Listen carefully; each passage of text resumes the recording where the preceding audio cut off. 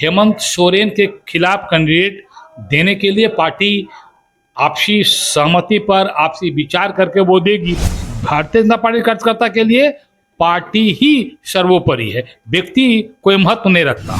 हेमंत सोरेन के प्रति ऐसा कैंडिडेट जरूर देंगे जिससे कि हेमंत सोरेन इस बार विधानसभा का मुंह नहीं देख पाएंगे। नमस्कार, मैं हूं फलक सिंह और आप देख रहे हैं आगाज एक्सप्रेस।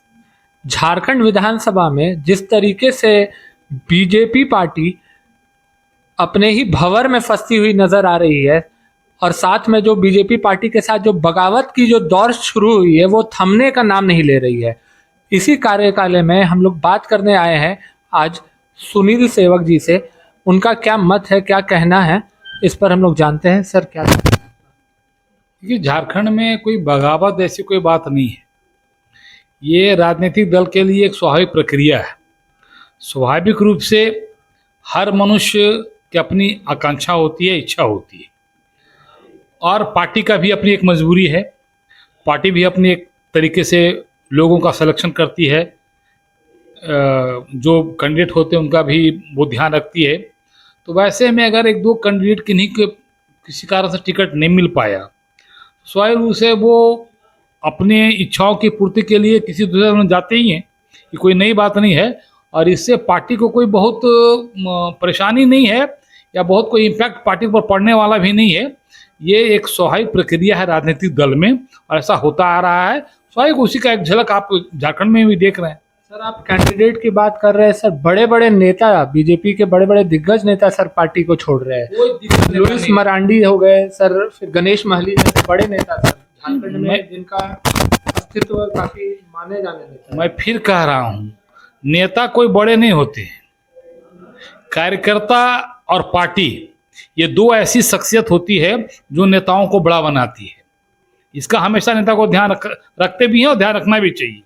इसलिए आप जिनको बड़ा समझ रहे हैं वो स्वाभाविक रूप से पार्टी उनको बड़ा बनाई है। पार्टी उस स्तर पर उनको ले गई कि वो आज लग रहा है कि वो बड़े नेता हैं। लेकिन मैं फिर कह रहा हूं कि पार्टी के जो कार्यकर्ता हैं, खास करके भारतीय जनता पार्टी के कार्यकर्ता इतने अनुशासन में रहते हैं कि पार्टी जिनको टिकट देगी वो उनके लिए ही काम करेंगे और भारतीय जनता पार्टी कार्यकर्ता के लिए पार्टी ही सर्वोपरि है, व्यक्ति कोई महत्व नहीं रखता।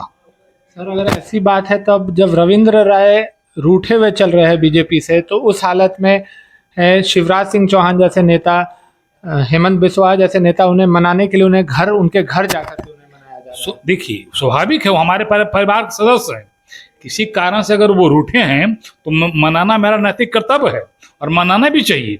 वो परिवार के सदस्य हैं, क्योंकि भारतीय जनता पार्टी केवल राजनीतिक दल नहीं है बल्कि एक पारिवारिक रिश्ता भी अपने कार्यकर्ताओं से रखती है और इस नाते से हम रूठे हुए लोगों के पास मनाने गए हैं। वो हमारा स्वाभाविक रूप से हमारा दायित्व बनता है और हमें जाना भी चाहिए क्योंकि वो हमारे परिवार के सदस्य हैं। सर, पहले लिस्ट 66 की जो पहली लिस्ट आई, उसके बाद जिस तरीके से इस्तीफा का जो लड़ी लगा है, उससे क्या लगता है सर, कितना खामियाजाना भुगतना पड़ेगा? नहीं, लड़ी कहाँ लगी है, मात्र 2 लोगों ने दिया है ना, मात्र 2 ही लोगों ने दिया है। उसको लड़ी आपने कहते हैं। 68 लोगों की घोषणा भारतीय जनता पार्टी ने झारखंड में की है, उसमें मात्र 2 लोगों ने अपनी नाराजगी दर्शाई है, तो वो कोई लड़ी नहीं है। और मैं फिर कह रहा हूँ कि एक राजनीतिक दल की स्वाभाविक प्रक्रिया है। ऐसी चीजें राजनीतिक दल में होती रहती हैं, सभी दलों में होती हैं, है ना। और भाजपा तो कम से कम आप मान लीजिए कि एक अपवाद के रूप में है। यहाँ तो न के बराबर ऐसी घटनाएं घटती हैं। दूसरे दलों में तो आप देखेंगे तो और बहुत कारनामे होते हैं। इसलिए भारतीय जनता पार्टी के जो नेता हैं, जो कार्यकर्ता हैं, वो इस चीज़ को अच्छी तरह समझते हैं कि भारतीय जनता पार्टी में किसी के साथ अन्याय नहीं होता है। कुछ कारण रहा होगा जिसके कारण वो टिकट से वंचित हो पाएंगे, वो पार्टी का निर्णय है। पार्टी भी हर चीज़ सोच समझ के निर्णय करती है। इसलिए अगर उनको ऐसा लगा कि हाँ हमें नहीं दिया गया, तो वो उनकी अपनी इच्छा थी और वो कहीं दूसरे में गए होंगे या कहीं जाएंगे। सर, बेरहाट की बात करें, जहाँ से हेमंत सोरेन चुनाव लड़ते हैं, अभी तक पार्टी ने अपना उम्मीदवार वहाँ पे घोषणा नहीं किया है। क्या इसमें ऐसा है कि बीजेपी के पास कोई वैसा नेता नहीं है जो हेमंत सोरेन के सामने खड़ा हो सके? ऐसी कोई बात नहीं है। भारतीय जनता पार्टी के पास कार्यकर्ताओं की और नेताओं की एक लंबी फहरिस्त है, एक लंबी सूची है। स्वाभाविक रूप से है, हेमंत सोरेन के खिलाफ कैंडिडेट देने के लिए पार्टी आपसी सहमति पर आपसी विचार करके वो देगी, क्योंकि हेमंत सोरेन का जो चेहरा अब झारखंड में हो गया है, वो चेहरा अब पब्लिक के बीच वो सर्वमान नहीं रह गए, पब्लिक के बीच अब उनका कोई बहुत बड़ा ग्राफ नहीं रह गया, क्योंकि जिस तरह से उन्होंने कारनामा किया और जेल में गए, फिर आए और चंपई सोरेन को बाहर कर दिया, फिर जबरदस्ती अपने गद्दी पर बैठ गए, तो इससे उनकी छवि धूमिल हुई है। इसलिए हेमंत सोरेन के अगेंस्ट पार्टी कोई बहुत सोच विचार करके ऐसा नहीं है।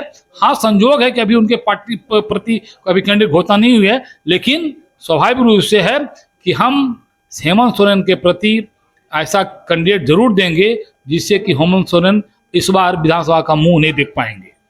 सर, क्या लगता है झारखंड विधानसभा में एनडीए बना रही है सरकार अपनी की दोबारा जेएमएम आएगी? देखिए, ऐसा है कि भारतीय जनता पार्टी या एनडीए अपने कर्मों पर विश्वास करती है, अपने क्रियाकलाप पर विश्वास करती है, और जनता भी समझती है कि कौन कितनी ईमानदारी से जनता के हित में काम करती है। इसलिए हम सब पूरी तरह से मन के अंदर एक आस्था है कि हमारी एनडीए झारखंड में इस बार सरकार बनाएगी। सर, एक आखिरी सवाल सर, बिहार उपचुनाव पर सर क्या कहना है जो 4 सीटों पर होने वाले हैं?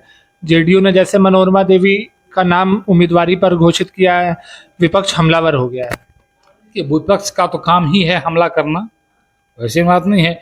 विपक्ष कोई दूध के धोए हुए तो है नहीं, इसलिए वो तो उनका काम है हमला करना। पर मनोरमा देवी पर जांच कमेटी बैठी हुई है भाई। मैं आपकी इस बातों से सहमत हूँ, लेकिन नेतृत्व जो विचार किया होगा, ऐसा तो नहीं कि उसके संज्ञान में ये बातें नहीं होंगी, फिर भी उनको टिकट दिया है, तो कहीं ना कहीं कुछ वो विचार करके सोच करके ऐसा निर्णय लिया गया होगा।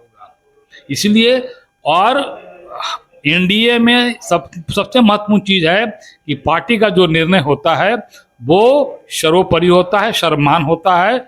लोग उस फैसले का स्वागत करते हैं और स्वागत करते हुए उस काम के लिए लग जाते हैं। जैसा कि आपने सुना बीजेपी प्रवक्ता सुनील जी से, उनका साफ यह कहना है कि पार्टी बड़ी होती है, नेता नहीं, और झारखंड विधानसभा चुनाव कहीं नहीं जा रहा है, वो एनडीए के पक्ष में ही आ रहा है। जनता उनके हित में वोट देने वाली है। ये 23 नवंबर को साबित हो जाएगा कि जनता किसके साथ है और किसके खिलाफ। बने रहे हमारे साथ, देखते रहे आगाज़ एक्सप्रेस। धन्यवाद।